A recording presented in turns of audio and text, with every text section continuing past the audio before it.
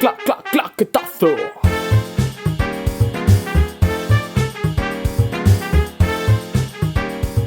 Muy buenas clackers, estamos en un nuevo claquetazo en la cuarta edición de este reboot. Estamos con Nacho Moreno Zavala. ¿Cómo estamos?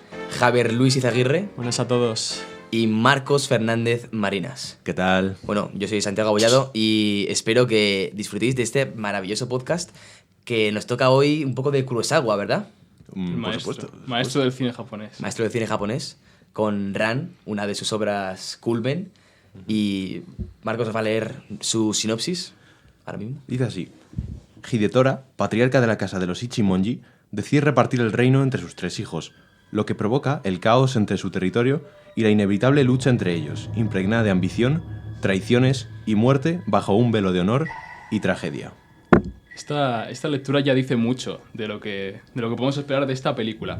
Pero para sentar un poco las bases, vamos a hablar del contexto de dónde surge esta película, esta idea de Akira Kurosawa. Y es que en parte se basa primero en una obra de William Shakespeare, El Rey Lear, y por otra parte en una tradición japonesa, en una leyenda de un emperador que tenía 3 hijos muy virtuosos. Y Kurosawa quiso imaginar qué pasaría si en vez de ser tan virtuosos hubieran sido malos gobernantes. Sí, o sea, ante todo me gustaría comentar que esta peli es muy de autor, ¿no? Al final el cine de Kurosawa tiene mucha personalidad y esto se ve, por ejemplo, en su mucha influencia del mundo occidental. Kurosawa es un gran amante de Shakespeare, ya se ha visto en otras adaptaciones que tiene como Trono de Sangre, y en esta película muestra de forma impecable pues cómo su estilo narrativo y su potente efecto visual pues crea historias del nivel de Ran. Y entonces, pues, damos paso, si quieres. Bueno, también el amor que tiene por todo lo occidental, también por el cine estadounidense, la industria del cine western, que va a copiar con pelis como Yojimbo, por ejemplo. Sí, Cierto. que ha sido un poco retroalimentación entre Kurosawa y entre el cine estadounidense. Han ido A ver, un poco se ha sabido- inspirándose unos en Se otros. ha sabido adaptar. A ver quién copia a quién, ¿no? No, sí, pero un poco eso, otro estilo completamente diferente. Con esto ya vamos a dar paso a la película en sí, metiéndonos en el ajo. Sí, porque esto tiene mucho que comentar, así que podemos darle una estructura más temática en lugar de ir comentando la película y así poder abarcar más todos los personajes, todo el rango que tiene esta obra. Correcto. Porque esta obra al final es un mejunje de muchas cosas que seguir un orden cronológico sería agobiante. Sí, sería agotador, como la película misma. Como la película misma, exacto. Que te deja roto, ¿no? Cuando la ves. Así que yo creo que podemos empezar por uno de los primeros temas de la película, que es la ambición, tanto la ambición como la traición de los hijos de Hidetora.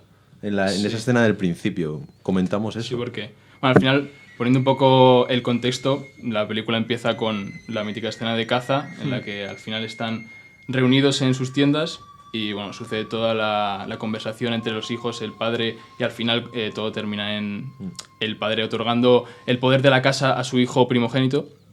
Y un poco esa escena que tiene mucho que contar. Sí, o sea, a mí, en base a esta primera escena, me gustaría comentar cómo se ve las diferentes personalidades de los 3 hijos mostradas de una manera brillante por parte de Kurosawa, ¿no? En la que se ve que la ambición ya desde el principio va a empezar a corromper a estos personajes que están poseídos por la avaricia y la codicia, como podemos ver en la película. Y entonces, esto lo define muy bien el hijo menor, si no me equivoco, que es Saburo, disculpe, Sí. no es como el coche.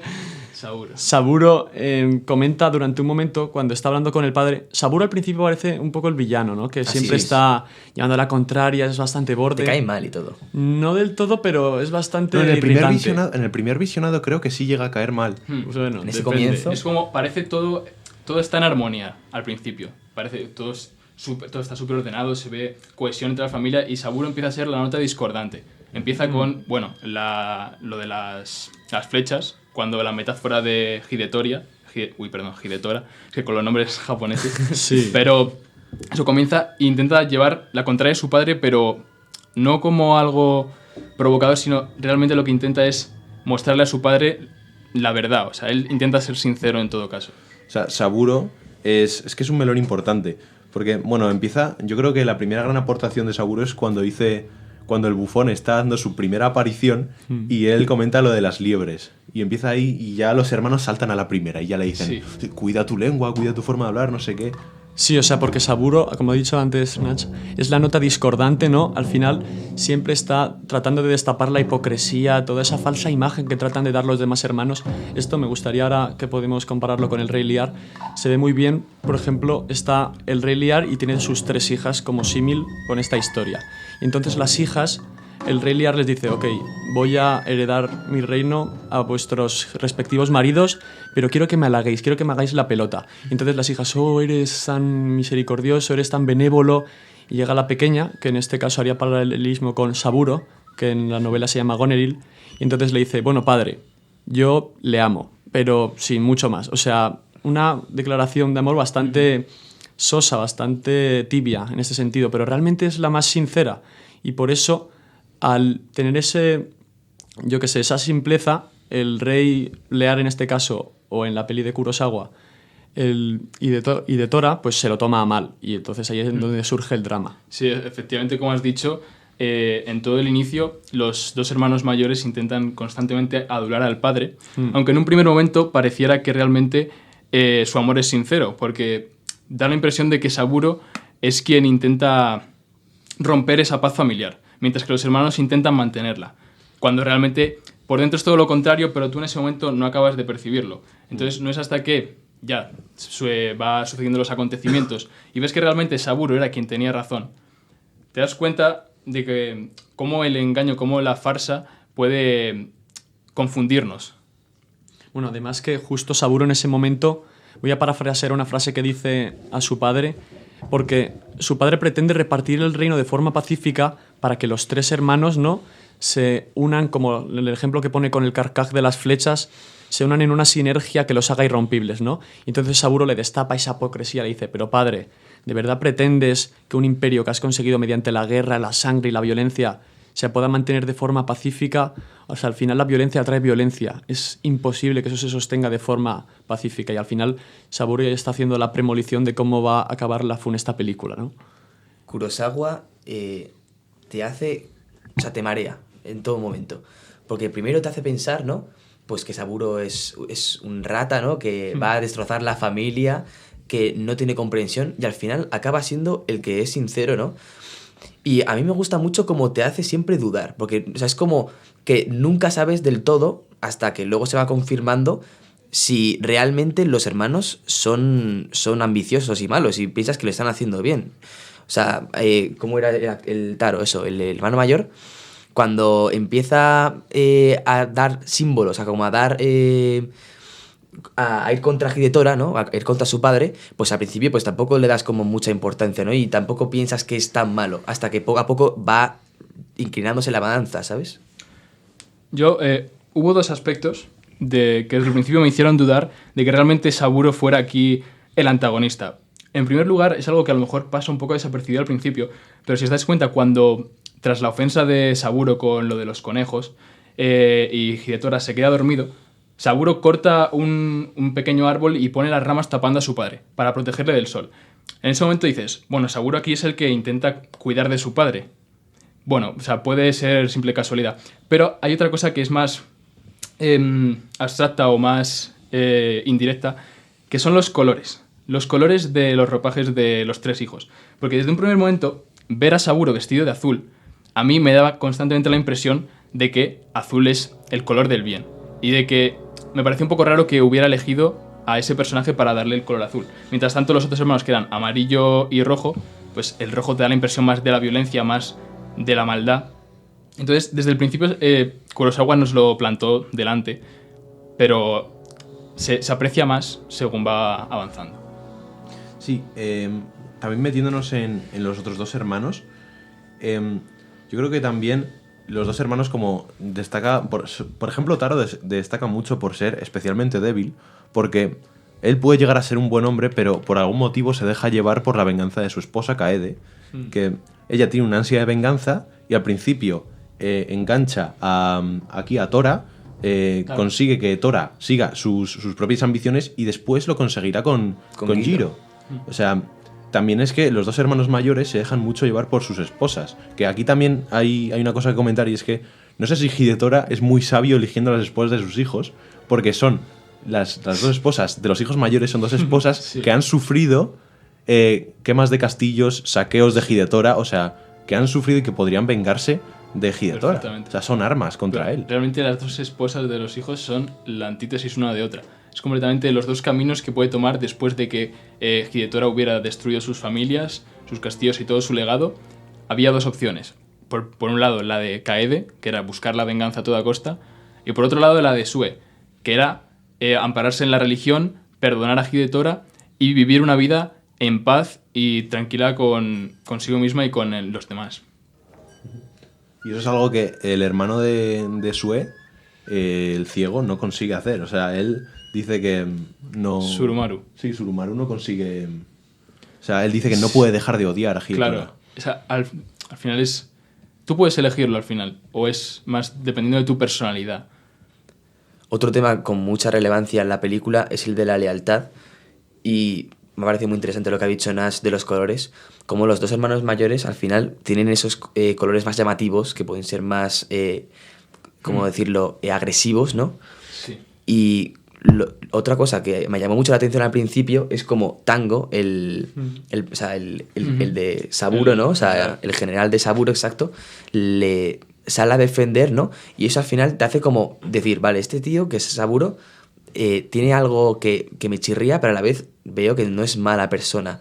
Sí. Entonces eso es como lo que te empieza a ver a dónde te quiere llevar Kurosawa. A mí también, bueno, ahora que has comentado lo de Tango, ¿no? Y la lealtad, Tango me parece un personaje impresionante también que mama bastante del Rey Lear. O sea, se inspira sobre todo en Kent, que es uno de los condes que está en la corte y está todo el rato al servicio también de Goneril, que es la chica esta, que es la que corresponde a Saburo, ¿no? Y entonces Saburo, en el caso de la película, viene el otro noble de la otra familia a negociar para que se case con su hija y Saburo acepta. En este caso, ¿no? Es cuando Tango decide pues volver a ayudar a su señor, ayudar al señor Hidetora, ¿no? Porque sí, al final toda su lealtad, toda su vida consiste en servirle a él, y eso se ve mucho también en el personaje de Shakespeare. Es un personaje que se entrega por completo a su señor, da igual las circunstancias, es una lealtad tan sincera, tan ciega. A mí me parece un acto heroico y un personaje muy memorable. Sí, porque ahí me hace plantearme realmente la naturaleza de Tango, porque en un primer lugar, Tango planta cara a Hidetora cuando éste está cometiendo una injusticia. Entonces, de base, Tango es una persona justa, honrada, que busca hacer el bien o busca la justicia. Entonces, en ese caso, defiende a Saburo porque considera que Saburo es quien tiene la razón y quien está diciendo la verdad. Se va con él, pero luego cuando Fujimaki, que es el noble que acoge a Saburo y que le casa con su hija, le dice que él también puede irse con ellos, Tango. Y Tango podría irse y servir a Saburo, que al final también era su señor. Pero él decide volver con Hidetora. Entonces, en ese momento, se va con Saburo, pero vuelve con Hidetora al final. Hidetora, aunque estuviera actuando de forma injusta, no rompe la lealtad de Tango, sino que Tango sigue siendo fiel a él. Es decir, Tango muestra una lealtad por encima de quizás sus valores, que son la justicia, o intenta siempre servir a su señor y hacer que tome mejores decisiones. Justo, o sea, a mí me gusta mucho también el personaje de Hidetora, cómo se ve que pese a que aparentemente todo el mundo se le ponga en su contra, siempre tiene unos personajes que son muy leales a él. Se puede ver en Tango, por ejemplo, incluso el Bufón. El Bufón está todo el rato mofándose realmente, pero a mí me gusta verlo como la voz de la conciencia realmente que le dice que está yendo por el mal camino, por la mala vereda, ¿no? Y le verbaliza todo lo que está sucediendo con el rey. Y bueno, en este caso con el señor Hidetora. Y luego también con la guardia del propio emperador, ¿no? Que tiene ahí a todos sus hombres que le siguen pase lo que pase, y el rey no pretende desprenderse de ellos en ningún momento, y eso que lo intentan sus hijos bastante... Literal. Es también todo la cultura japonesa, creo, tiene mucho que ver en todo esto, ¿no? En eso de la lealtad de por mi señor hasta la muerte, ¿no? Como ha dicho Eti, con esos 30 hombres que siguen a Hidetora hasta el final, ¿sabes? Y cómo incluso el Bufón, a mí hay una parte que me encanta del Bufón, que es cuando Hidetora ya está loco, ¿no? Y empieza a preguntarse a sí mismo, ¿qué estoy haciendo yo sirviendo a este, ¿sabes? Que está completamente loco.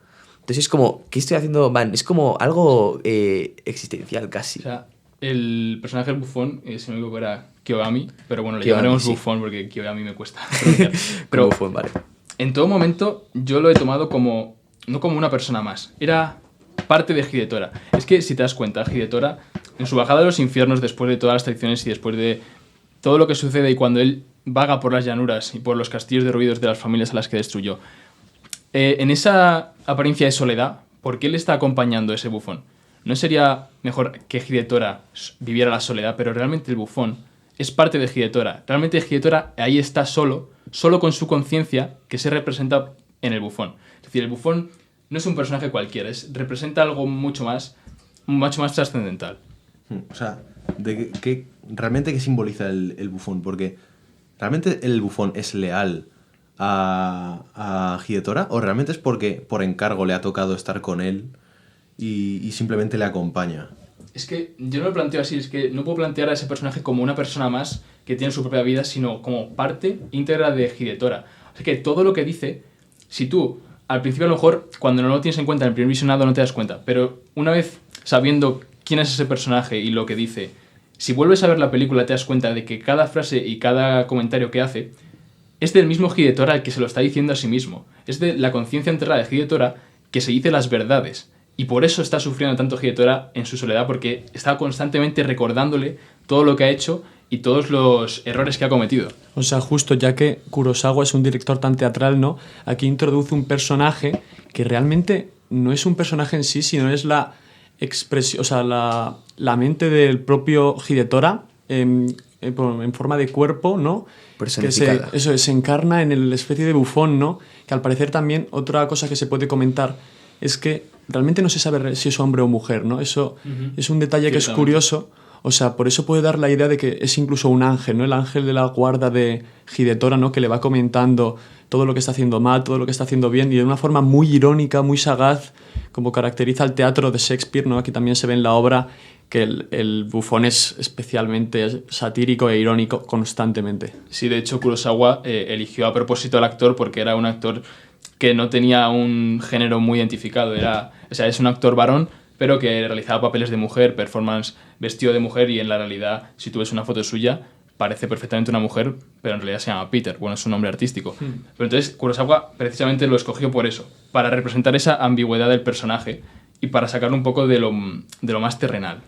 Sí, y aquí también metiéndonos en el melón de la sinceridad y la honradez, es que hay una escena en la que aparecen Tango y Kyoyami cuando Hidetora va al castillo tercero y dice Tango una frase que es la de: nosotros nos hemos quedado aquí porque hemos sido los únicos que hemos dicho la verdad, hemos sido los únicos que hemos sido honrados. Y está ahí Kyoyami llorando y Tango también. Entonces, aquí también hay un paralelismo entre lo que es la honradez y la mentira. O sea, los personajes que son los hijos mayores de Hidetora, que son, podríamos decir, dos mentirosos y que solo pretenden adular a su padre, y luego están los personajes que al principio parecen un poco, pues, incluso malvados, por ejemplo, Saburo, pero que realmente son personajes que solo dicen la verdad. Al final Saburo es simplemente realista con la situación. Kurosawa a pesar de que no lo dice bien, yo creo. Te hace ver en plan como el precio o como la injusticia de cómo la gente que es la más buena o la más sincera es la que asume al final el peso, ¿no? Las consecuencias. Y eso te hace como también dudar de todo lo que es el honor, también le da como un peso, ¿sabes? De decir, al final es un poco tontería centrarte tanto en el honor, ¿sabes? Cuando al final hay demasiada hipocresía de por medio, ¿no? O sea, ahí yo veo como los mayores buscan la gloria, buscan el honor, ¿sabes? Y Saburo lo único que quiere es lo sencillo, ¿sabes? Lo sincero, y todo eso le cae. Es que esto es otro factor también que se ve mucho en el cine de Kurosawa, que es que la ambición de los hijos siempre trasciende como a la de los padres. El padre siempre pretende ampliar su imperio, ¿no? Y el hijo, ahí falta por vanidoso, ahí se ve la poca lealtad que tiene. Kurosawa siempre trata muy mal a los ambiciosos siempre destruyen a las personas de puro corazón, ¿no?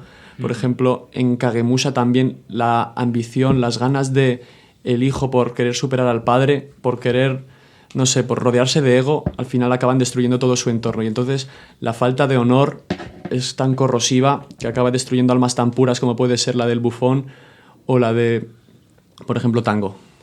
Ya que hemos cerrado un poco este bloque de un poco la sinceridad, la honradez, lealtad, podemos adentrarnos en la locura. en el infierno y el paraíso representados en la figura de Hidetora y cómo es su descenso.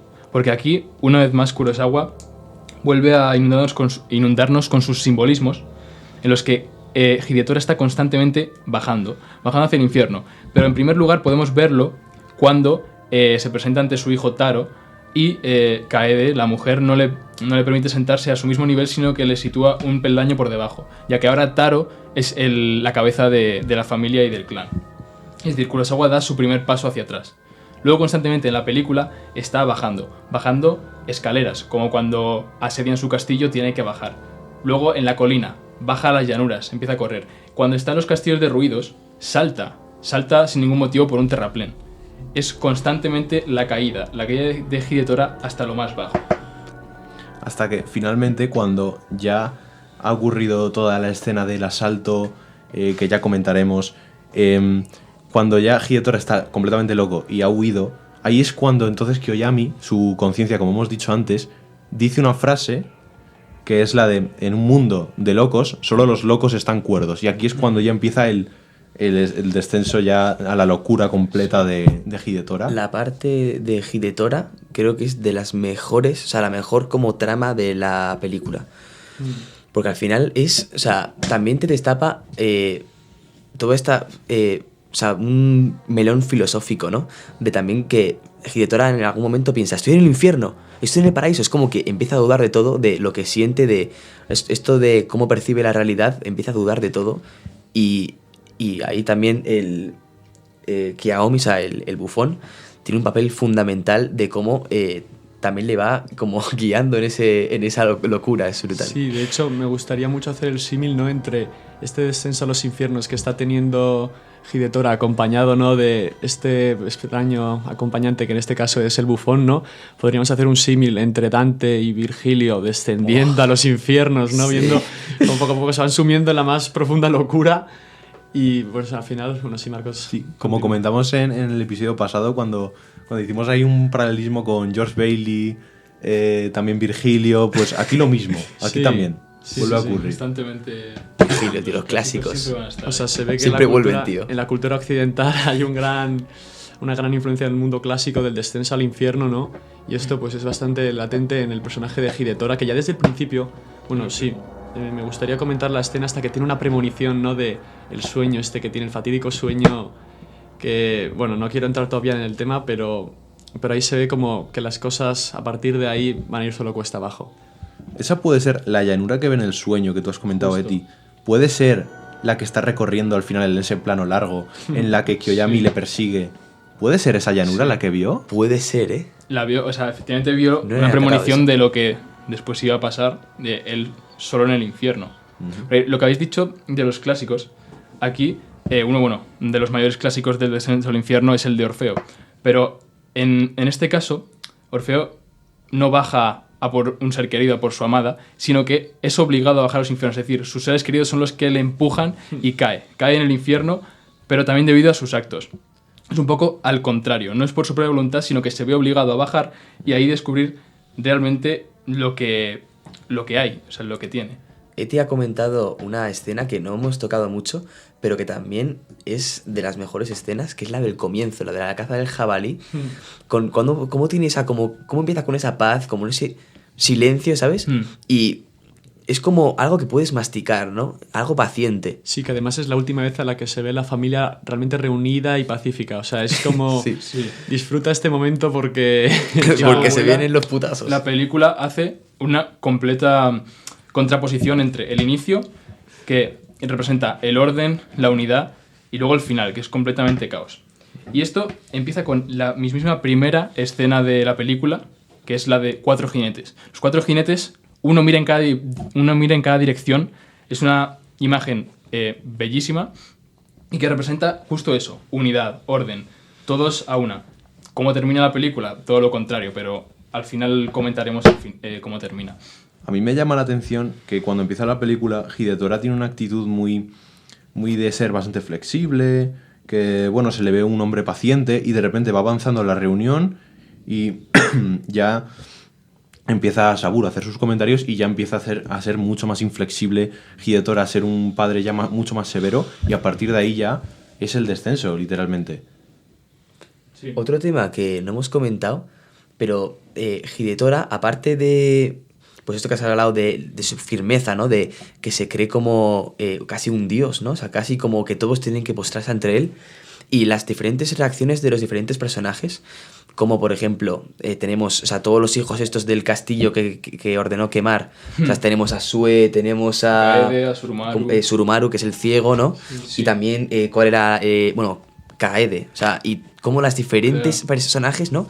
Lo interpretan de diferente, o sea, se lo toman de diferente manera. Me parece como fascinante las diferentes perspectivas que logra tocar Kurosawa allí. O sea, todo el pasado sangriento de Hidetora es algo que al principio quizás tampoco te planteas, porque la película comienza diciéndote que Hidetora ha reunificado todo el reino, que su clan ahora vive en paz, ha conseguido pacificar un periodo de mucha guerra, de mucha batalla, pero realmente, según avanza, te das cuenta, Hidetora ha masacrado familias, ha dejado a hijos sin padres, sin nada. A Surumaru directamente le hizo arrancar los ojos, para, en lugar de quitarle la vida, intercambió su vida por sus ojos y le dejó completamente ciego.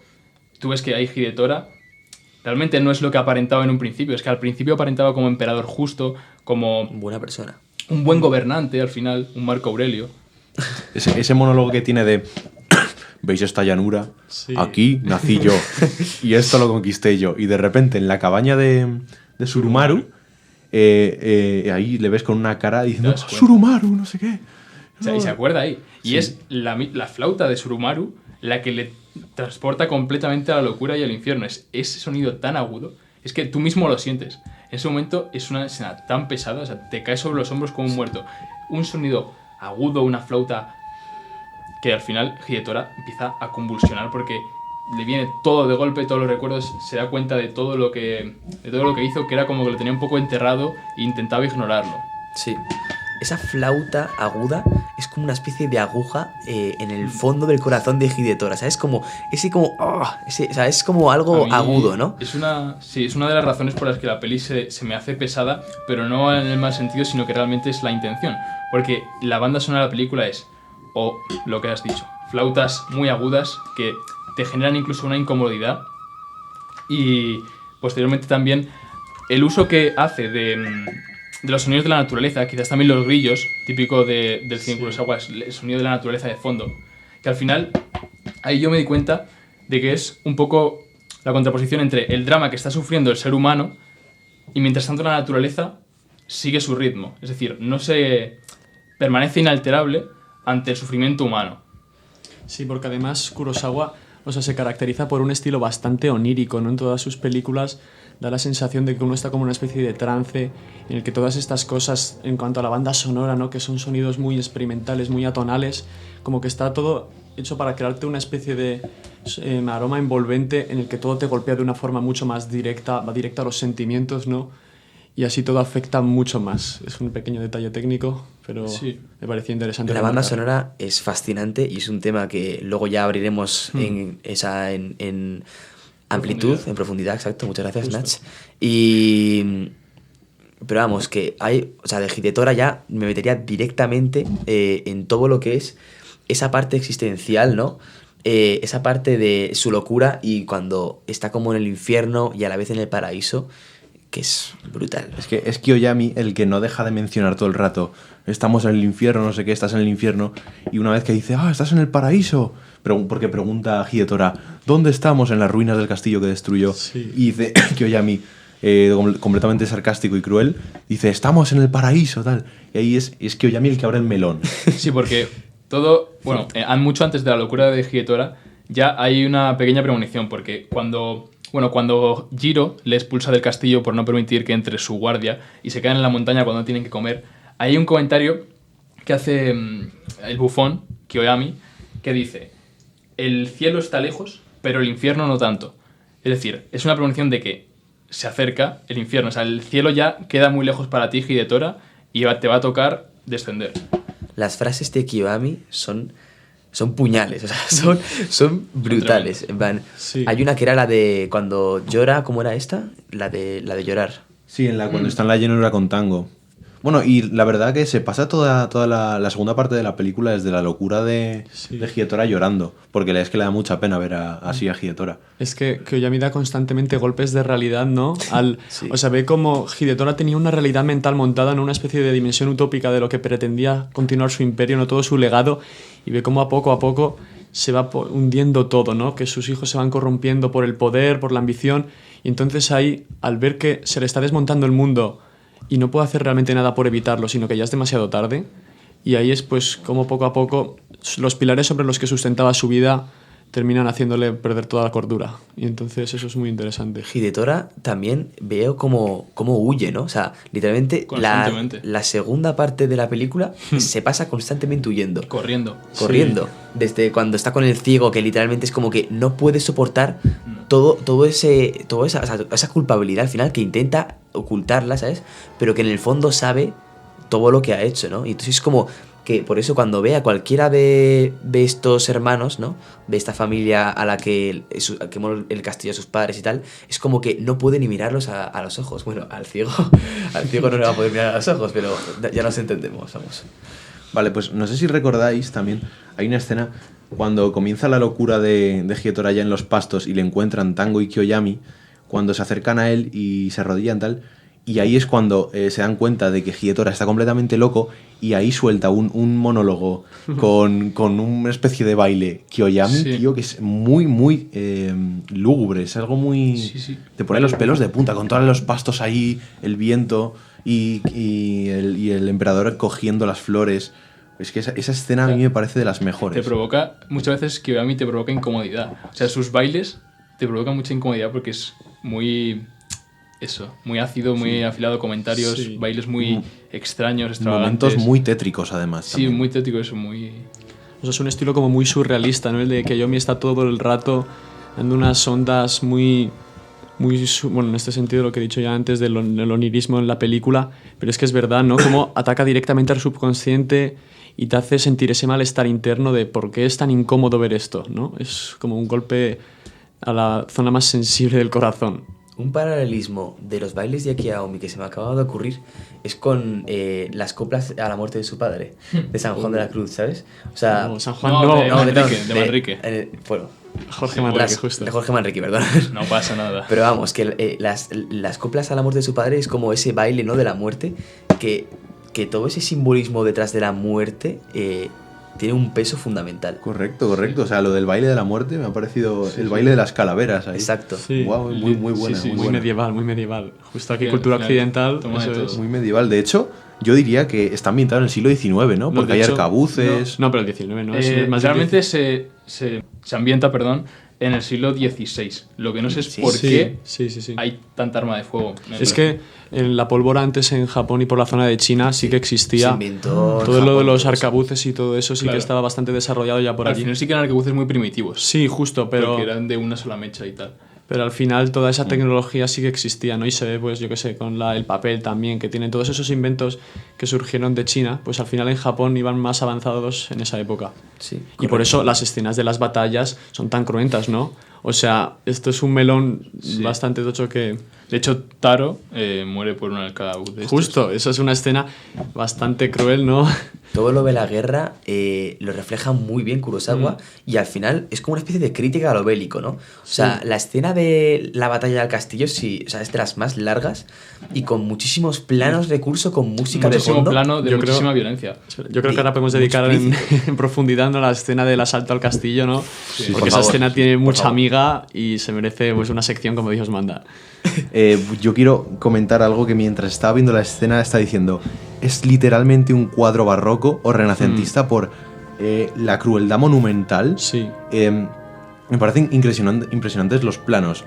Planos con la musiquita esta, Ya. y además los planos de cuerpos completamente torsionados, ensangrentados, y además los planos holandeses que hacen los caballos bajando laderas Sí. en completo diagonal, Sí. y cuando rompen los hombres de Tora, de Taro, perdón, de Taro, rompen el muro y entran, el muro está en diagonal, está sobre una ladera en completa torsión. Que además el cine de Kurosawa es un cine muy, o sea, en este sentido material, no nada de CGI, todo se ha hecho, pues todos los hombres son jinetes realmente, en los templos se quemaban de verdad. Al ser un cine tan, yo qué sé, tan realista, pues eso se vive muchísimo más. Ese cine ya no se hace ahora y por eso te llega tan profundamente, ¿no? Porque ves como esa gente está pasando por el peligro de muerte de verdad. A mí se me quedó grabada la escena en la que unos jinetes pasan por encima de un hombre que estaba ya moribundo en el suelo y eso es un actor al final. O sea, es que ese hombre, su vida ha peligrado de verdad. O sea, perfectamente podría haberle pisado un caballo y hasta ahí. Perfectamente. Luego, O sea, esto es mucho también típico de cine japonés. Tienen como flechas infinitas porque en cada cuerpo hay 5 o 6 flechas clavadas. Sí. Es como que no se conforman con una, sino que van acribillando. Lo que ha comentado Eti de los actores también lo había pensado. O sea, cuando se caen de los caballos, ¿sabes? Sí, sí. Los soldados, ¿sabes? Digo, ostras, o sea, es que literalmente se han lanzado del caballo, ¿sabes? Y digo, es que se podría haber desnucado el hombre, ¿sabes? Claramente. No, o sea, sí, o sea, además que el cine de Kurosawa, las batallas son su punto fuerte, ¿no? O sea, tiene una pericia técnica aparte, Sí. es increíble. O sea, yo soy un apasionado total de este estilo. Y me encanta, por ejemplo, lo muy cruento, lo muy explícito que es, ¿no? Por ejemplo, hay una escena en la que aparece un hombre con su propia mano, que esto se ha visto Sí, pues, en miles de películas bélicas posteriormente, ¿no?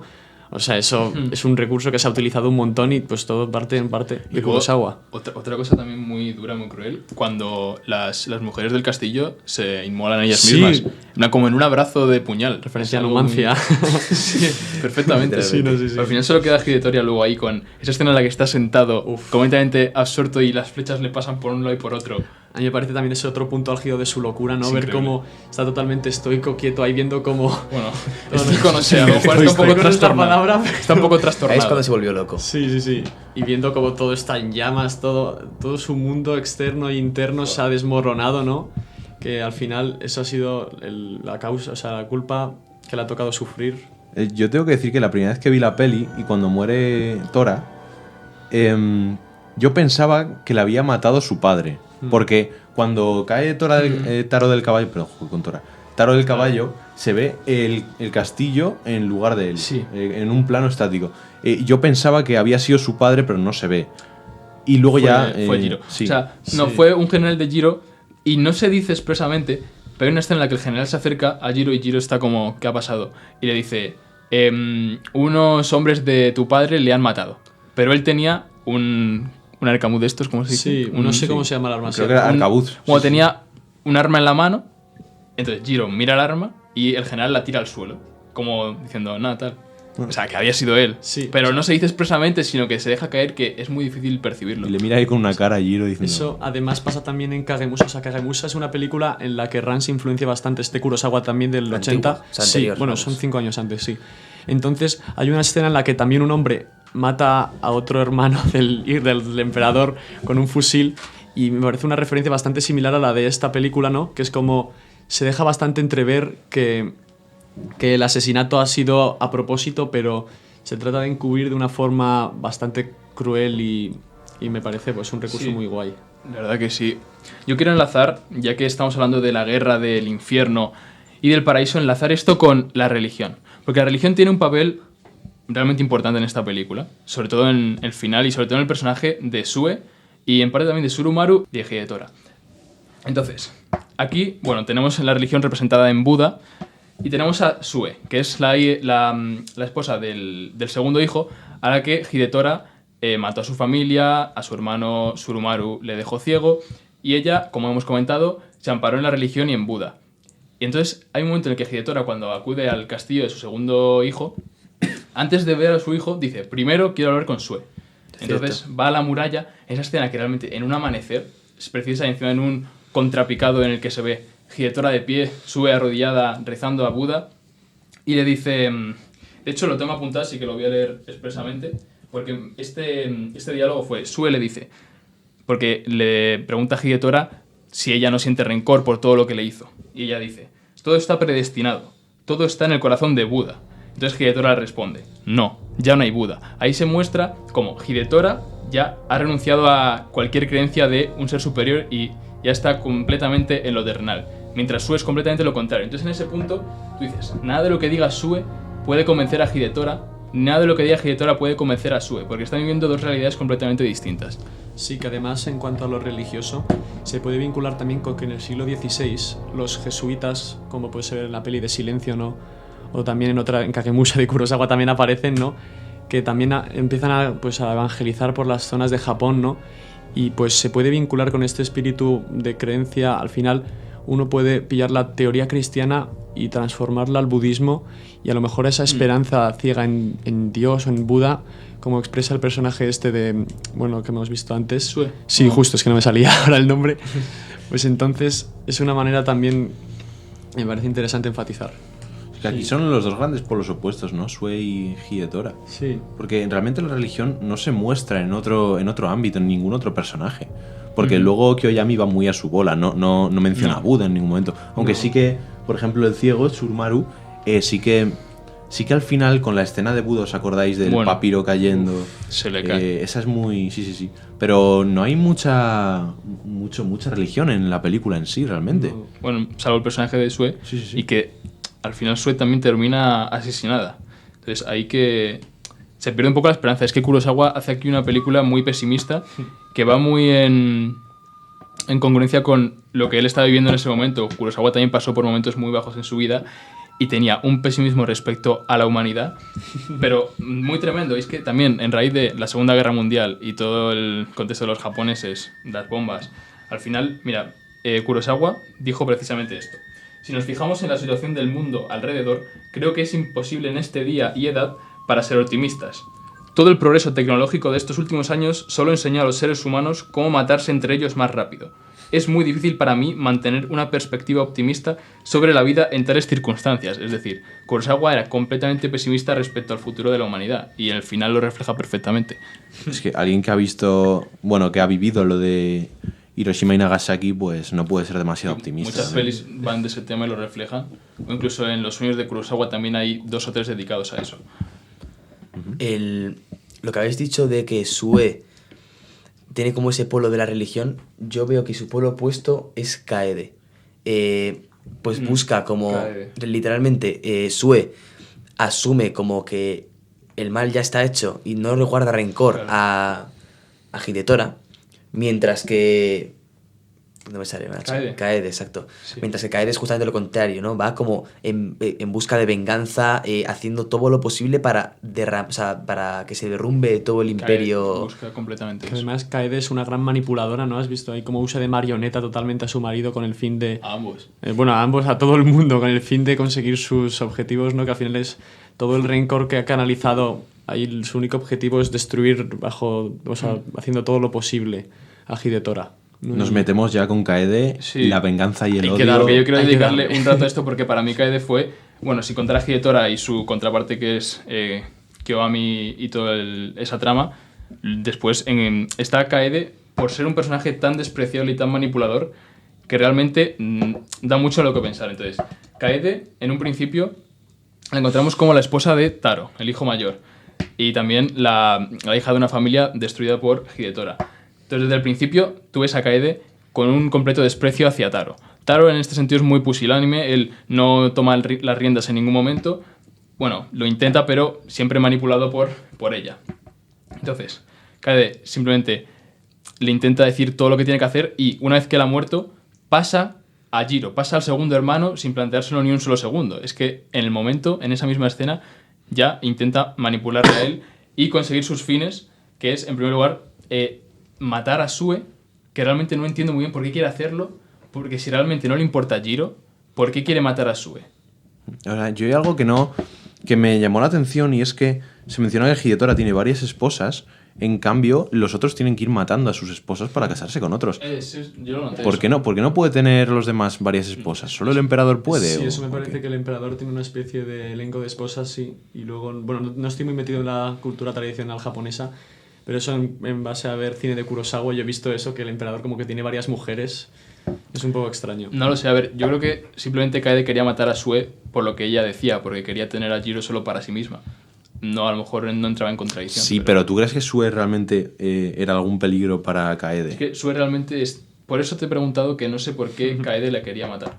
Vale. No acabo de entenderlo, pero sí luego la venganza de destruir completamente a la familia. Pero eso lo dicen, ¿eh? O sea, Kaede dice que se puede casar con... o sea, Guido se puede casar con Kaede, solo que no sería la primera esposa. Entonces ella quiere ser la primera esposa como la que tiene como más rango. Entonces sí que puede Guido casarse con más esposas, pero hay una que es como la que prevalece. Entonces en este caso era Sue la que antes, ¿sabes? O sea, ella no podría ser la primera si exacto. estaba Sue delante. Exacto. Vale, tiene sentido. Y aquí con Kaede y todo este intento de ambición se ve mucho también en Shakespeare con el personaje femenino, con todo este interés en Macbeth, por ejemplo, Lady Macbeth ahí todo el rato intentando carcomer a su marido para que cometa el crimen, ¿no? Y pues aquí se ve otra influencia clara que tiene Kurosawa en Shakespeare. A mí, lo siento, pero esta película, aun teniendo tantos momentos resaltables, para mí mi escena favorita es la de la cabeza del zorro.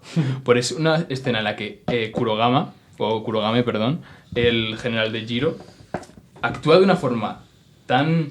que tú lo ves y dices, es muy gracioso, pero al mismo tiempo no es fácil de hacerlo. Es decir, la mujer de tu Valiente. señor le estás vacilando de una forma absolutamente magistral, trayéndole en lugar de la cabeza de Sue, la cabeza de un zorro y haciendo referencia a todas las mujeres que en el pasado provocaron matanzas manipulando a los gobernantes y comparándola con el espíritu del zorro, que la tradición japonesa es ese ser astuto que puede tomar la apariencia de cualquier persona para hacer sus travesuras. Es decir, y en ese momento directamente señala a Kaede y dice, ese zorro creo que se ha sentado por aquí.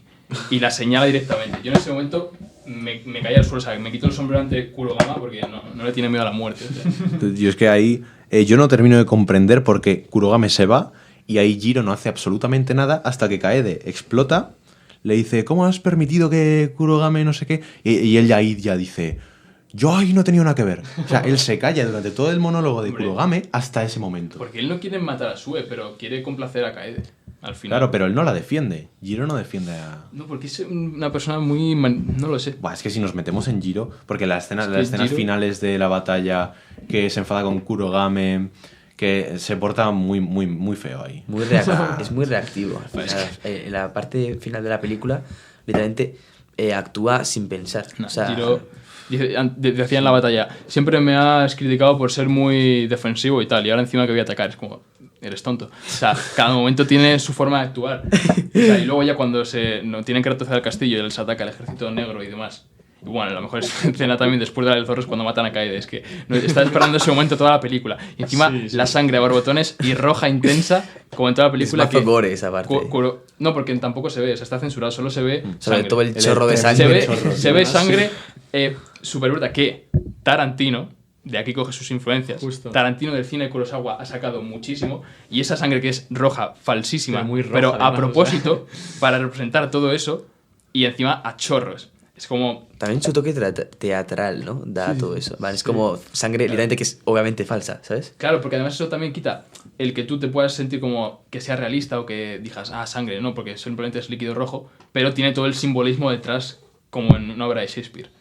Hay un último tema, y ya para cerrar todos los temas ya, podríamos hablar un poco también del amor, ¿no? Porque al final de la película, cuando Saburo llega y coge ahí a su padre y cómo se reconcilian, y bueno, lo trágico que es que de repente Saburo muere, madre mía. Pero ahí yo creo que es cuando más amor hay en toda la película. La carga de Saburo es Saburo bajando al infierno para rescatar a su padre. Sí. Literalmente. Es Orfeo lo que has dicho antes. Sí, Ahí sí Orfeo, que es sí, Orfeo Saburo.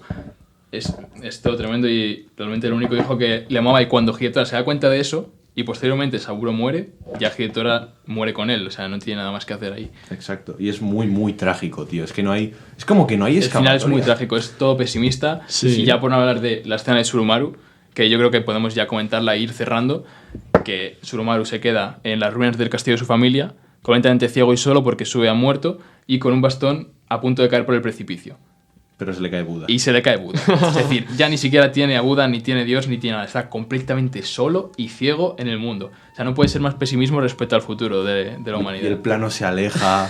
Ese plano te rompe. Es que literalmente. el plano empieza con el ejército caminando. Y a lo lejos, un punto que es Surumaru. Surumaru es un punto a lo lejos. Y luego la cámara se acerca y te das cuenta. Pero durante toda la escena, él está allí en la lejanía de pie. Y tú no te das cuenta hasta que luego se acerca y dices, está solísimo. No puede estar más solo, el ejército está a kilómetros. Es que se está haciendo de rogar el tema técnico ya, ¿eh? Sí, o sea, va Sí, tocando metemos. ya. Va tocando. comentar toda la pericia... Bueno, sí. Yo quería cerrar con ese final que Kurosawa, o sea, te hace como intentar que veas ese halo de esperanza con lo del padre reencontrándose con Saburo, ¿sabes? Como intentando darte la esperanza de que puede haber solución, ¿no? O sea, puede que vuelva con su hijo, puede que vuelva a haber algo de amor, ¿no? Y luego el final, o sea, como que te sube un poco de esperanza para que luego caiga completamente todo, ¿sabes? Como que se derrumbe todo. Es como una especie de castillo de naipes de estos. Sí, o sea, al final se ve todo esto de que Kurosawa es bastante pesimista en esta película. Claro. Y al final no deja de ser una tragedia, ¿no? Y bueno. Ahí plantea si realmente Buda o un ser superior está detrás de todo o realmente no hay nada y están completamente solos, porque aquí también voy a hacer un pequeño inciso en algo que dijo Kurosawa. Es que algunas de las escenas esenciales de esta película se basan en mi pregunta sobre cómo Dios y Buda, si realmente existen, perciben esta vida humana, esta humanidad atrapada en los mismos patrones de comportamiento absurdos. Es decir, otra vez pesimismo, otra vez duda existencial sobre Dios y sobre Buda constantemente. Hay una cosa que ha comentado hace rato Marcos, y es en la escena de cuando matan a... Bueno, cuando está lo que has comentado tú, Nach, perdón. Lo de cuando trae la cabeza del zorro. Sí. Cómo se queda completamente en silencio el Guido, ¿no? Giro. Y eso creo que es una marca que tiene Kurosawa, es todo lo que es los silencios, ¿no? Y aquí ya que me metería directamente en todo este tema. Sí, lo técnico. Sí, justo. Si queréis empezamos con el apartado visual, ¿no? Que es lo más destacado principalmente de la película, es lo primero que entra por los ojos, ¿no? Y se puede apreciar, yo quería comentar dos cosas, que es el color de Kurosawa, porque hemos comentado antes, por ejemplo, la sangre de un color tan vivo, todos los planos, los escenarios, ¿no? Al final, Kurosawa, al ser un director tan influenciado por Occidente y por toda la vanguardia, pues usa muchos recursos de colores muy, muy chocantes, muy chirriantes, ¿no? Se ve, por ejemplo, en las batallas con unos contrastes súper radicales de rojos súper oscuros y a la vez colores súper negros, morados también a veces incluso, que dices, ¿por qué? O no lo sé, es muy disonante y a la vez crea una sensación de incomodez. A mí me parece brillante. Es que todo el apartado color. Es lo que busca, ¿no? Entrar por los ojos. Claro. Porque también el tema de la influencia del teatro en Castillo 1, Castillo 2, Castillo 3, luego color rojo, color amarillo, color... Sí. O sea, todo eso, o sea, te busca entrarte por los ojos y luego cuando se va volviendo un pelín más tétrica y hay planos como el del pasto y el monólogo de Kiyoyami, cuando ya Hiyotora está loco, eso ya, esa escena por eso es tan tétrica, porque los colores de repente bajan muchísimo.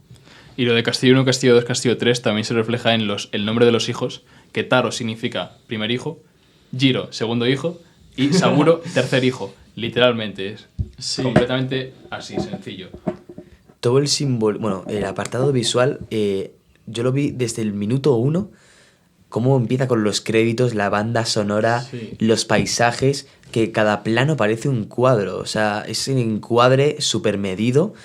Y aquí también quería mencionar un aspecto técnico de Kurosawa, pues él usa teleobjetivos. Teleobjetivos son objetivos con largo alcance, ¿no? Y cuando tú usas un teleobjetivo hay menos profundidad de campo, es decir, que tú lo que veas al fondo lo ves como todo en un plano más único. Entonces, cada plano es como un cuadro porque es literalmente de 2 dimensiones, está todo en un mismo plano. Eso se ve perfecto, yo creo, cuando en la escena del inicio dice yo nací aquí. Sí, y se ve la llanura como si no hubiera casi profundidad, es lo que has dicho. Sí. Que además apenas la cámara tiene movimientos más allá de unos giros, ¿no? O sea, como que no se acerca y se aleja, sino que simplemente está como un observador, ¿no? O sea, yo eso sí lo noto mucho en otras películas, como que tiene planos secuencias muy largos en los que la cámara apenas se mueve y el diálogo o las conversaciones son el objeto central de toda la escena, ¿no? Y pues bueno, si queréis podemos comentar, bueno... Kurosawa también tiene otra marca que yo he visto. Bueno, o sea, suele tener muchos planos estáticos, pero sus movimientos son prácticamente perfectos. O sea, son como súper sutiles y cómo acompaña al personaje cuando se sienta, ya que... en Japón se sientan en el suelo, entonces lo que nosotros catalogamos como la cámara a la altura de los ojos, para ellos es como mucho más baja, ¿no? Entonces el movimiento de acompañar al personaje cuando se sienta es crucial.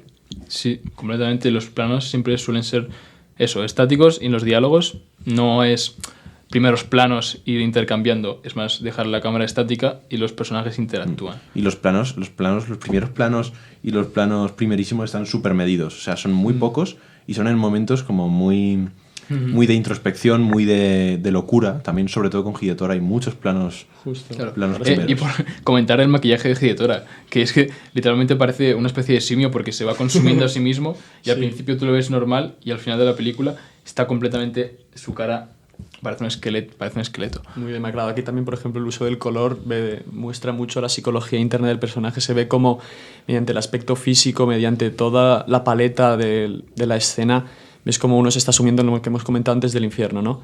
Y esto también pues me gusta mucho cómo se ve en la banda sonora de la película, que me parece un buen momento para entrar en ello, que se encarga el grandísimo compositor japonés Toru Takemitsu, que es un tío top. Es un compositor japonés que a mí me parece brillante, tiene un montón de películas y el tío lo que ha conseguido es mezclar toda la música folclórica japonesa con la música clásica de Occidente, ¿no? Y entonces al hacer ese mix tiene una potencia sonora porque juega con todos los ritmos atonales, ¿no? Con todos estos sonidos tan tradicionales como las flautas, los instrumentos japoneses que tienen un misterio, unas disonancias tan misticidad fuertes, ¿no? Sí. Y dan mucha fluidez y mucho terror a la película. Un puñal al alma, tío. Sí, es una película con una banda sonora impecable. Todos los instrumentos que ha dicho Javier Luis, japoneses, creo que tienen una fuerza brutal. Y la primera escena del jabalí, o sea, desde el primer momento la banda sonora te llama la atención, porque son como esos tambores y luego, o sea, es como que acompaña mucho el sentimiento la banda sonora. Lo que hemos hablado hace ya rato, la escena de Tsumaru, ¿no? Cuando empieza a tocar, exacto, gracias. Cuando empieza a tocar la flauta son como agujas, ¿no? Sí. Y luego en las batallas son los tambores como la fuerza, ¿no? O sea, más que tener un tema principal, la película tiene como sonidos envolventes que te van introduciendo en el mundo de Ran, ¿no? Es una especie de viaje que tú también estás ahí, ¿no? Te hace meterte totalmente en la obra. Y claro, es que acabas de decir la palabra clave, la obra. Porque hay momentos en los que se ponen a hacer movimientos de teatro como si fuera un musical y suena ahí la flautita. Sí. Haciendo soniditos ahí la flauta. Es que parece una obra completamente de teatro. Justo. Por eso mismo que ni siquiera hay ni ciudades ni nada, simplemente castillos y llanuras. Nada más. O sea, es completamente austero el paisaje y el escenario. Sí, o sea, además los escenarios cuadran mucho con los típicos de una obra de teatro, ¿no? Como van alternando de no sé dónde a no sé dónde. Es una película muy teatral. O sea, al final como eso, una maqueta de un castillo y los personajes ahí, los caballos y todo, pero poco más, una muralla y... Con todo esto, yo ya cerraría toda esta película Sí. y ya iría directamente con lo que son recomendaciones de Kurosawa para que quiera Sí, profundizar yo creo que más en este director todo es- este universo. Es tan... sí, Marcos, ¿qué quieres comentar? Bueno, que también para meternos un poco con el mensaje, ¿no? O sea, el mensaje final bueno, de la película. Vamos a comentarlo antes de cerrar. Sí, estaría un poco, a ver, también es que lo habéis comentado antes con el pesimismo de Kurosawa, tío. O sea, las muertes de todos los personajes y el plano final de Surumaru con Buda caído, yo creo que el mensaje es claro, ¿no? Sí. O sea, no hay mucho lugar a interpretación, diría yo. ¿Qué opináis? Eso al final también es muy trágico, ¿no? Muy Es griego. lo que he comentado, es el pesimismo de Kurosawa en ese momento. Es que Kurosawa, o sea, tenía sus más y sus menos. O sea, pasó por etapas muy bajas y esto es como cuando salió de una de sus etapas más bajas de su vida. Bueno, pero luego como en pelis como en Vivir, si no se nota un optimismo mucho más latente, ¿no? O sea, Kurosawa... ¿De qué año es? ¿Lo sabes? Vivir es blanco y negro, no Es sabría anterior. decirte la fecha, Claro, pero... que está mucho anterior. Es que luego Sí. tuvo como un valle muy grande y luego resurgió con esta película. Por eso yo también... Justo. Bueno, entonces tiene esa coherencia, Lo veo claro. ahí. Pero bueno, podemos, si eso, recomendar algunas películas más de cine de este estilo, De ¿no? Kurosawa es que tiene tanto que yo creo que hoy deberíamos centrarnos en este autor. ¿Qué más Sí. habéis visto de Kurosawa? Yo he comentado antes Yojimbo, Yojimbo que es un western japonés, Sí. es brutal. Y también Rashomon. Rashomon top. Rashomon, que fue de hecho la película que le dio el prestigio para entrar en los premios de Occidente. Así que Sí, muy de bien. hecho, Oscars y tal. nos habíamos planteado comentar hoy Rashomon, pero al final hemos decidido Ran, pero era una buena opción. Sí, a mí me gustaría también comentar pues otra peli que también tiene así mucho tono de western, que es La Fortaleza Escondida. De hecho, influenció a George Lucas para crear luego Star Wars posteriormente. porque tiene todo este tono de, pues yo qué sé, de la exploración, del todo western. Y también me gustaría comentar una peli urbana de Kurosawa, porque Kurosawa cuando rodaba películas alternaba un año basada en ambientación, pues este tono de samuráis, y luego una peli urbana, por ejemplo, Perro Rabioso, Vivir, etc. Actual, ¿no? Sí, actual, eso es. Y pues me gustaría recomendar Vivir, porque tiene un mensaje muy poderoso y al final es una obra maestra.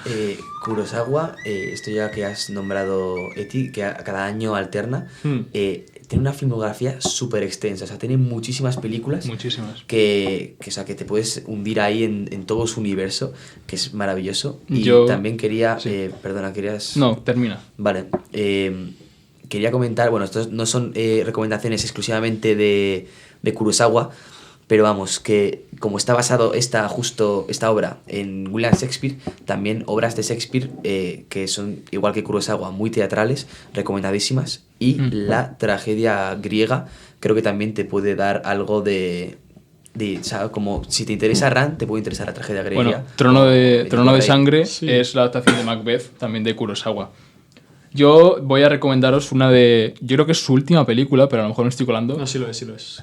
Los sueños de Akira Kurosawa, ¿vale? Es una película que hizo al final de su vida, que es una recopilación de sueños que él tuvo, no sé si 7, 8 sueños, así muy cortos, 15 minutos, son breves, y que tiene una expresividad y unas imágenes brutales, unos mensajes igual. Cada uno de los sueños tiene su mensaje y tiene algo que quiere contar. También comentar un pequeño cameo de Martin Scorsese No puede faltar. aquí haciendo interpretación de Van Gogh, del pintor, que la verdad que me hizo mucha gracia. Y sí, una película también producida por Spielberg que a mí me llegó a gustar mucho por todos los mensajes que aglutina.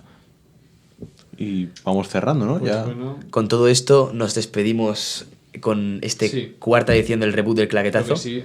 Muchas gracias a todos por estar aquí. Espero que estéis teniendo un muy buen inicio de este 2024 y todo lo que nos queda este año de claquetazo. de puro y duro podcast. Y bueno, que volveremos con Kurosawa en algún momento, ¿eh? Porque es Hombre, muy... pues Se es muy volverá a brutal. mencionar, por supuesto. Por eso nos supuesto que falta, sí. sí lo Porque esta ha hemos sido una de las grandes películas que hemos comentado en este podcast. Pues nada, hasta aquí el podcast de hoy. Espero que os haya gustado y sigan viendo. Un saludo. Adiós. Adiós, hasta luego. Corten.